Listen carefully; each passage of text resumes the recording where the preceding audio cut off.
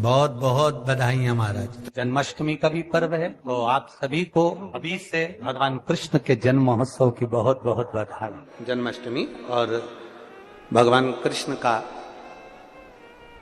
महोत्सव लोग मनाएंगे, जन्माष्टमी भी मनाएंगे, आप और हम भी मनाएंगे, खूब जन्मोत्सव भी हो पड़ेगी। पर क्या श्रीमद् भागवत कथा कहती है क्या भगवान कृष्ण का जन्म केवल जन्मोत्सव एक ही दिन मनाना चाहिए? श्रीमद् भागवत कथा में वेद व्यास जी वर्णन करते हैं, सुखदेव जी महाराज राजा परीक्षित से कहते हैं कि भक्त अपने दिल में रोज मनना चाहिए कि आज मेरा कृष्ण मेरे हृदय में प्रकट हुआ है, आज मेरा कृष्ण मेरे हृदय में प्रकट हुआ है, आज मेरा कृष्ण मेरे नगर में प्रकट हुआ है, आज मेरा कृष्ण मेरी रोमावली में प्रकट हुआ है, आज मेरा कृष्ण मेरी चित्तवृत्ति में प्रकट हुआ है, आज मेरा कृष्ण मेरे नैनों में प्रकट हुआ है, आज मेरा कृष्ण मेरी श्रवण शक्ति में प्रकट हुआ है, आज मेरा कृष्ण मेरी श्वासों में प्रकट हुआ है, आज मेरा कृष्ण मेरे हृदय में, मेरी चित्त में, मेरी वृत्ति में प्रकट हुआ। केवल साल में एक दिन भगवान कृष्ण का जन्मोत्सव नहीं, रोज प्रतिदिन अपने भीतर भगवान के प्रागट्य का जन्मोत्सव होना चाहिए। उसी तरह लोग कहते हैं कि सावन का महीना है तो मुझे मंदिर जाना है, सावन का महीना है तो मुझे त्रिपुंड लगाना है, सावन का महीना है तो मुझे शंकर का गुणगान करना है। ना, प्रतिदिन, प्रत्येक घड़ी, प्रत्येक पल, प्रत्येक क्षण भगवान शिव को समर्पित होना चाहिए। प्रत्येक पल। तो शास्त्र कह रहा है कभी भी मंदिर में, यहां तक शास्त्र कहता है आपके घर में आप भगवान का दर्शन कर रहे हो तो भगवान का दर्शन करते समय में भी आपके नेत्र बंद नहीं होना चाहिए, नैन मिलाइए। आपको पहले भी कथा में 5 दर्शन कहे। कितने दर्शन? 5। पहला दर्शन है भगवान के चरण का, दूसरा दर्शन है भगवान की नाभि का, तीसरा दर्शन है भगवान के वक्षस्थल का, चौथा दर्शन है भगवान की शिखा का, और 5वां दर्शन है भगवान के नयन का। ये 5 दर्शन है। इन 5 दर्शन में सबसे पहला दर्शन है भगवान के, जम के बोलिए, चरण का। आखिरी का जो दर्शन कहा गया है वो 5वां जो दर्शन है वो भगवान के नयन का दर्शन, कि भगवान से नैन मिलाइए। नेत्र बंद कर कर नहीं बैठना।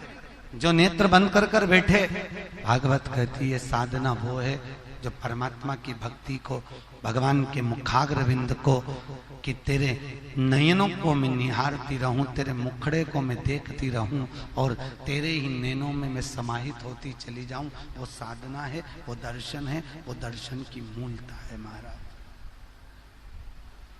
वो साधना, वो दर्शन की मूलता है। नेत्र बंद कर कर बैठने से भगवान नहीं मिलता। भगवान कृष्ण कह रहे हैं ब्रजवासियों, तुम हाथ जोड़कर बैठे हो, नेत्र बंद करके बैठे हो, तो क्या भगवान मिलेगा? ऐसे भगवान नहीं मिलने वाला। भगवान को पाने का सबसे सुंदर तरीका है भगवान की भक्ति को धारण करो, हृदय में उतारिए, चित्त चिदानंद वृत्ति में उतारिए।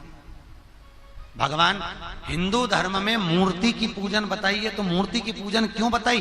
कि सामने मूर्ति होगी, तुम उससे नैन मिलाते रहोगे, परमात्मा तुम्हारे भीतर जाता रहेगा और तुम परमात्मा के भीतर जाते रहोगे। मूर्ति की पूजन इसलिए हिंदू धर्म में प्रथमता में वर्णित करी गई है महाराज।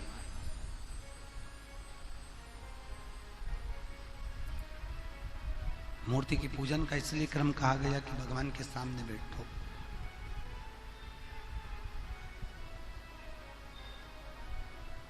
वो गीत गाते हैं ना, आ बैठ मेरे पास तुझे देखता रहूं, ना मैं कुछ कहूं ना तू कुछ कर। भगवान के मंदिर में कहा नहीं जाता, भगवान के मंदिर में पहुंचकर भगवान की मूरत के सामने खड़े रहकर, भगवान की मूरत के सामने बैठकर भगवान को देखा जाता है।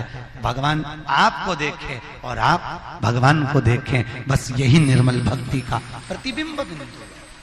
शास्त्र कहता है अरबों खरबों राधा जी की सुंदरता को इकट्ठा करो और उसकी सुंदरता का चूरा बना के पुतला बना दो। इतना कृष्ण मेरा सुंदर था, इतना सुंदर मेरा ठाकुर था, इतना सुंदर, जो देखता स्तुप्त हो जाता।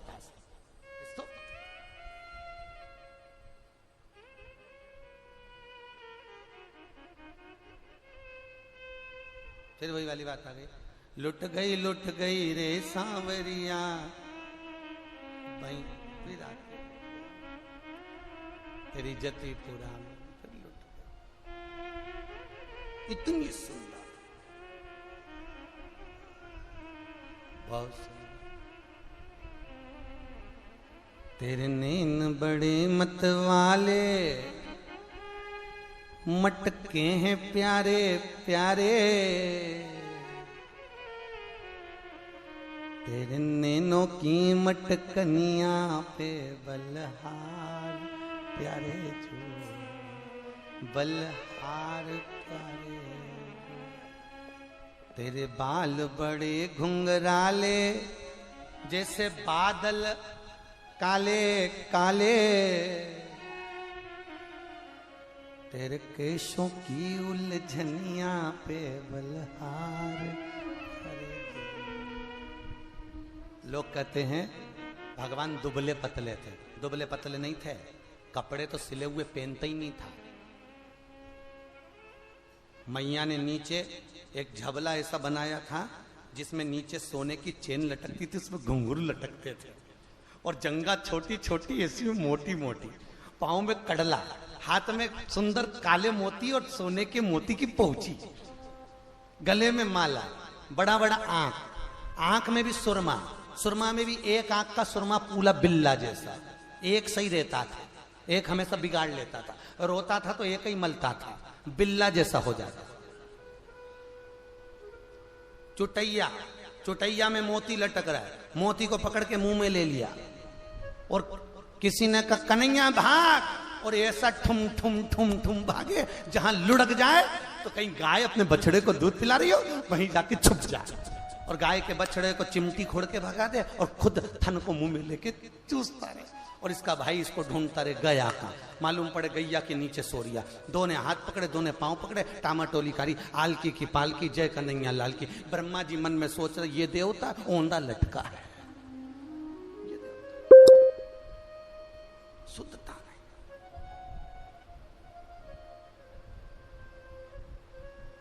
तेरे पांव बड़े मत वाले, ठुमके हैं प्यारे प्यारे,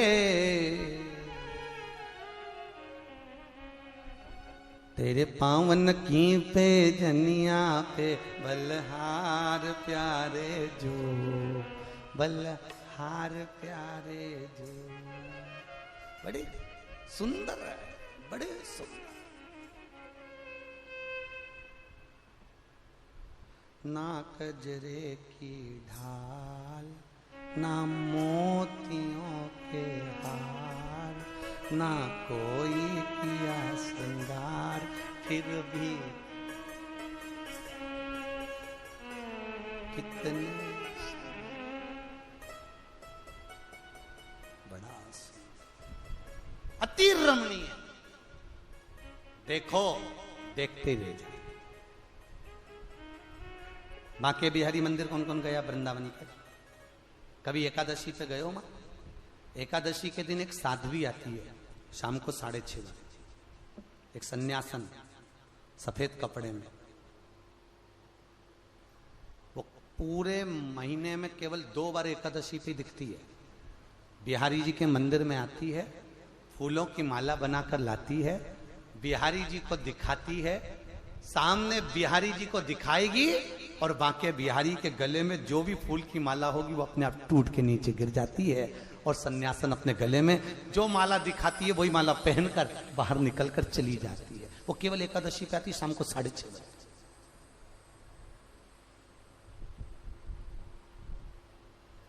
अब क्यों टूट रही माला? क्योंकि भगवान को जो सन्यासन निहार रही है, वो भगवान को देखकर कुछ तो टोना मार कर जा रही है। अरे कौन सी न मार दौरी टोना, मेरो मचले शाम सलोना, दूध न पीवे का ना दैया न खावे, नित नित मचले शाम सलोना, कौन सी न मार दौरी।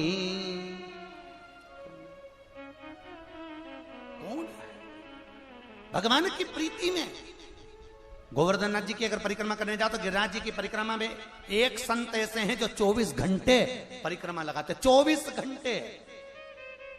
ना सोच निवृत्ति के लिए जाते हैं, ना वॉशरूम जाते हैं, 24 घंटे परिक्रमा चल रही, एक क्षण के लिए भी नहीं रुकते। परंतु लोग परिक्रमा करने कहां जाते, लोग तो बस कोलू के बेल की तरह घूम के आ जाते। कभी हमारा निवेदन है, कभी परिक्रमा करने जाओ तो एक एक शिला का दर्शन करके आओ, एक एक शिला का दर्शन। गिरिराज बाबा की एक एक शिला पर जाइए, संतों से मिलकर आइए। जो संत गोवर्धन नाथ जी की कंदराओं में पड़े रहते हैं, निकलते परिक्रमा करते फिर अंदर चले जाते।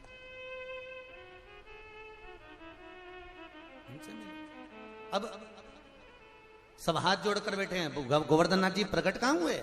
नहीं हुए प्रकट, हुए ही नहीं। इतने में ब्रजवासी बोले इंद्र होते तो आ जाते। भगवान कृष्ण ने हाथ जोड़ के कहा बाबा प्रकट हो जाओ। कन्हैया जी स्वयं विनती कर रहे हैं। कन्हैया का ही एक अवतार पर्वत में से प्रकट हो गया, हजारों हाथ कर कर खाने लगा। जब हजारों हाथ कर कर खाने लगे तो ब्रजवासी आपस में सोचे बताओ ये तो पूरा ही खा जाएगा, फिर अपन क्या खाएंगे। अब भगवान प्रकट नहीं हो रहे थे तो क्या पत्थर है, और भगवान प्रकट हो गए तो क्या ये तो पूरा ही खा जाएगा। ये दुनिया के लोग हैं, कभी जीने नहीं देंगे, तुमको याद रखना। कह रहे हैं ये तो पूरा ही खा जाएगा। अब ब्रजवासी बोले पूरा खा जाएगा, तो भगवान कृष्ण बोले ठाकुर जी थोड़ा छोड़ दो। गोवर्धन नाथ जी ने हाथ को रोक लिया। जब हाथ को रोका, रोकने के बाद में जब भगवान रुके तो भगवान ने कहा आज के बाद में किसी के सामने जीमने नहीं आऊंगा। भगवान चले। सारे ब्रजवासियों ने परिक्रमा करी, परिक्रमा कर कर चले। जैसे ही परिक्रमा कर कर चले, गोवर्धन नाथ जी की परिक्रमा का सुख पाया महाराज, सुख। एक एक शिला। जतिपुरा से जब हम परिक्रमा को प्रारंभ करते हैं, जतिपुरा से चलते चलते चलते चलते बीच में चलने पर बहुत सुंदर सुंदर शिलाखंडों का स्मरण होता है महाराज। बहुत बहुत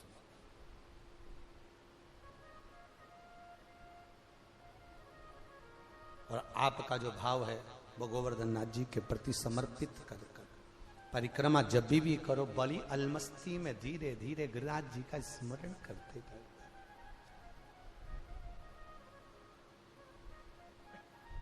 जिस दिन आपका एकादशी का व्रत रहेगा, जिस दिन आपकी प्रदोष रहेगी, जिस दिन आप सोमवार का व्रत करोगे, संकट सोमवार करोगे, जन्माष्टमी करोगे, रामनवमी करोगे, जिस दिन आपका व्रत रहेगा, आपको वैसे दिन कभी क्रोध नहीं आएगा। पर जिस दिन तुमने व्रत रखा, साधना करी, तप करा, पूजन करा, आराधना करी, उस दिन तुमको क्रोध जरूर आएगा, चिड़चिड़ प्रवृत्ति हो जाएगी। तो कई लोग कहते हैं भूखी होगी इसलिए क्रोध कर रही होगी।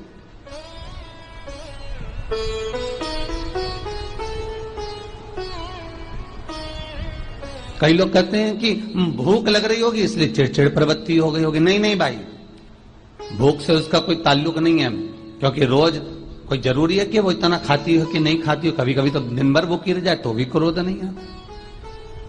उसका कारण केवल इतना सा है कि उसका जो भजन का तेज पुंज है, उसके भजन का जो तप साधना है, वो इतनी प्रबल हो जाती है कि देवताओं को, इंद्र को बोलना पड़ता है कि इंद्र इसने 16 सोमवार कर लिए, इंद्र इसने मंगलवार कर लिए, इंद्र इसने ये व्रत पूरे कर लिए, और अगर इसके व्रत ये पूरे हो जाएंगे तो वर देने के लिए जाना पड़ेगा।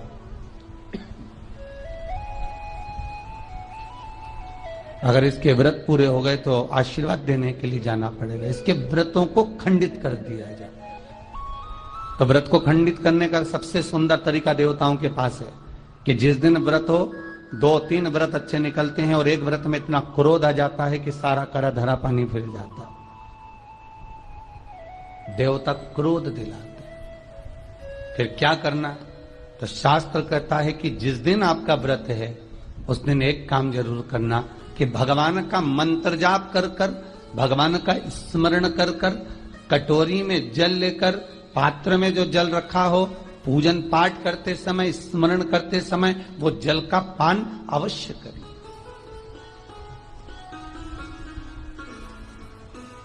उस जल का पान अवश्य करें, उस जल को अवश्य। क्या होता है जल का पान करने से? शिव महापुराण की कथा कहती है, चाहे आप हनुमान चालीसा पढ़ें, चाहे आप राम रक्षा स्तोत्र पढ़ें, चाहे आप देवी कवच करें, चाहे आपकी मर्जी पड़े, जो पाठ पूजन करें, बस एक निवेदन है, पूजन पाठ करते समय एक कटोरी में, तांबे के कलश में, एक गिलास में जल अपने नजदीक में जरूर रखें।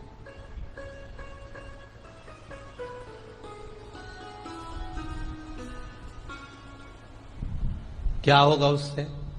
आप जितना पाठ करेंगे, आप जितना पूजन कर रहे हैं, आप जितनी आराधना कर रहे हैं, आप जितनी साधना कर रहे हैं, आप जितना तप कर रहे हैं, आप जितना हनुमान चालीसा, दुर्गा चालीसा, राम रक्षा स्तोत्र, यमुना अष्टक, गोवर्धन चालीसा, जो भी आप जप रहे हैं, जो भी आप सर्वोत्तम जी का पाठ करें, आप जिस भी पाठ को कर रहे हैं, उस पाठ को करते समय अगर जल तुम्हारे पास में रखा हुआ है, तो तुमने जब पाठ किया तो उसका जो तात्विक अंश है वो जल के अंदर जाएगा, और वो जल जब हम ग्रहण करेंगे